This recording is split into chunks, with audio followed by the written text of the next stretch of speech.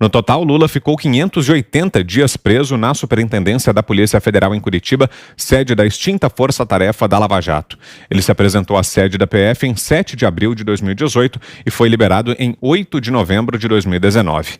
A petista Érica Cocai postou nas redes sociais: "A verdade venceu e a esperança vencerá o governo do ódio e da morte. #2 anos Lula livre." O Instituto Lula escreveu: "O tempo deu razão a Lula e a verdade venceu. Lula não apenas provou sua inocência, como sua defesa conseguiu comprovar a suspeição de Moro.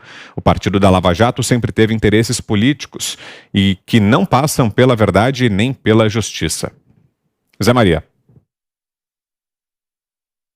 Pois é, olha, Vitor, eu disse aqui, de que aquela condenação de Sérgio Moro e depois a possibilidade de candidatura dele e do Dr. Deltan Dallagnol mostra exatamente um reforço desse argumento ridículo do Partido dos Trabalhadores de que se trata de perseguição política. Não foi. Houve um trabalho sério. Lava Jato foi um processo, um dos melhores do país, colocou na cadeia grandes empresários que se julgavam acima das leis, acima do Congresso Nacional, compravam parlamentares, deputados e senadores como quem vai na feira e compra laranja, e definia valores, cada um tinha um valor e os empresários eram os senhores absolutos da política. Diziam até que eles é que eram permanentes e os governantes é que passavam pelos palácios, Então, a Lava Jato colocou isso tudo perante a justiça. Houve julgamento na vara lá da Federal e depois em segunda instância e em terceira instância porque alguns processos passaram, inclusive, pelo STJ, o Superior Tribunal de Justiça. E veio essa manobra que pegou lá um detalhe jurídico, e não julgou o ex-presidente Lula, julgou o processo, e usou isso para descondenar o ex-presidente. Não é absolver. Ele não foi absolvido. Não foi absolvido, E essa prisão do ex-presidente Lula, ela teria que ser exemplar, exatamente para mostrar que pessoas que se aproveitam da fragilidade dos outros, ou seja, eleita e com poder, usa o poder de uma maneira torta, eles deveriam mesmo pagar por isso. Então, é um desserviço ao futuro do país e é um desserviço ao combate à corrupção no país. Não é para comemorar, e sim para se envergonhar. Ana. Bom, também os petistas celebram aí 2 anos de Lula fora da cadeia e ontem, 7 de novembro, completam-se aí 2 anos que a proposta de emenda à Constituição da PEC da prisão da segunda instância está engavetada. O projeto, que também ganhou uma comissão especial na Câmara dos Deputados, ficou parada devido à pandemia e mesmo reinstalada em abril deste ano, a proposta ainda não andou. Ou seja, a pandemia, como a celeridade, ela é tão seletiva, não apenas no STF, com tantos inquéritos engavetados aí, principalmente do paladino aí da democracia e das boas virtudes para a velha imprensa, segundo o nosso querido Fiuza, o consórcio, Renan Calheiros, mas também a Câmara e o Senado mostram aí celeridade apenas naquilo que interessa às casas, Muito pouco está andando em relação às reformas, ao que nós precisamos para que o nosso caminho aí do progresso ele seja pavimentado de uma maneira sólida.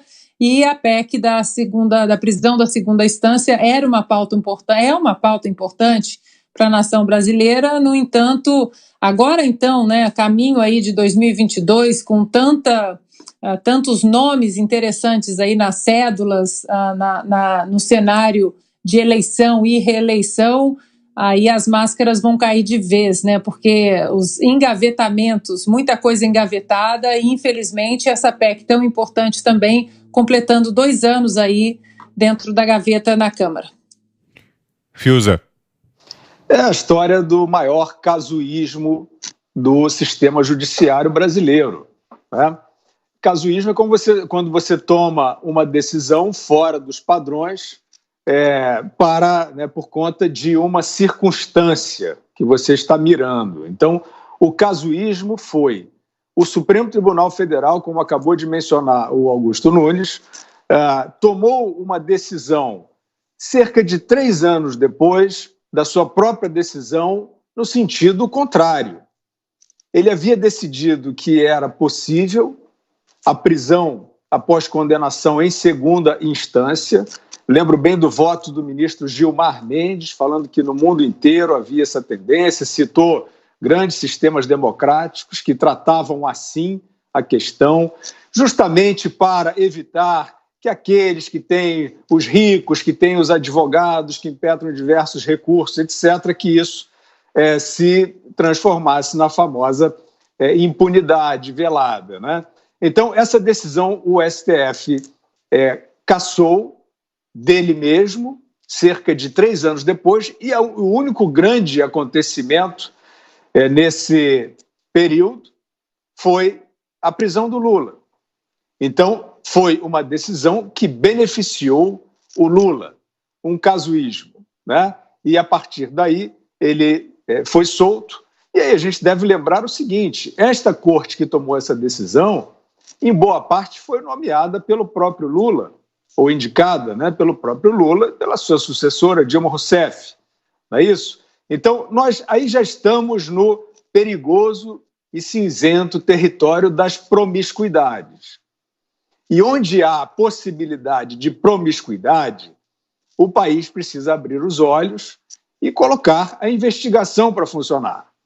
Esse é o meu maior ressentimento com os heróis da Operação Lava Jato, né? Quer dizer, a gente partiu, então, para ver uma sucessão de decisões no judiciário brasileiro, nas altas cortes do judiciário brasileiro, beneficiando um político criminoso, condenado, e que, sim, o Ministério Público, a Polícia Federal, deveriam investigar a autonomia, a independência dessas esferas judiciárias a tomar essas decisões, porque elas estavam e têm beneficiado, depois aquele cavalo de pau inominável, né, aquela decisão vergonhosa, trazida, relatada ali pelo ministro Luiz Edson Fachin e depois sancionada pelo plenário, que foi retirar, né, usando um pretexto de competência, de foro, retirar a validade do julgamento e da condenação desse criminoso. Isso é um escândalo, não é menos do que isso. E eu faço, quer dizer, quem for cínico vai atuar cinicamente, quem for promíscuo vai atuar de forma promíscua. Mas eu estou sempre olhando para os bons. Então eu pergunto, onde estão os bons, os virtuosos homens da lei, vendo essa possível promiscuidade e deixando aí, principalmente o Poder Judiciário, ir desfazendo, apagando as pegadas da cascata de crimes do Luiz Inácio da Silva aos olhos de todo mundo. Eu sinto falta da ação dos homens da lei e ainda está em tempo para investigarem os propósitos, né? Os propósitos desses que estão, evidentemente, apagando pegadas de crime, né? Isso não é coisa diferente, todos eles leram o processo completo, todos eles sabem a promiscuidade do Luiz Inácio da Silva com os diretores da Petrobras nomeados para roubar, confessaram isso, e a promiscuidade triangular com grandes empreiteiros que também confessaram isso, o dinheiro foi devolvido. Quem vai ficar falando de cadê as provas é só essa militância barata, ou então os cínicos da elite, que estão querendo o Lula de volta como marionete. Mas os bons precisam averiguar o que está acontecendo.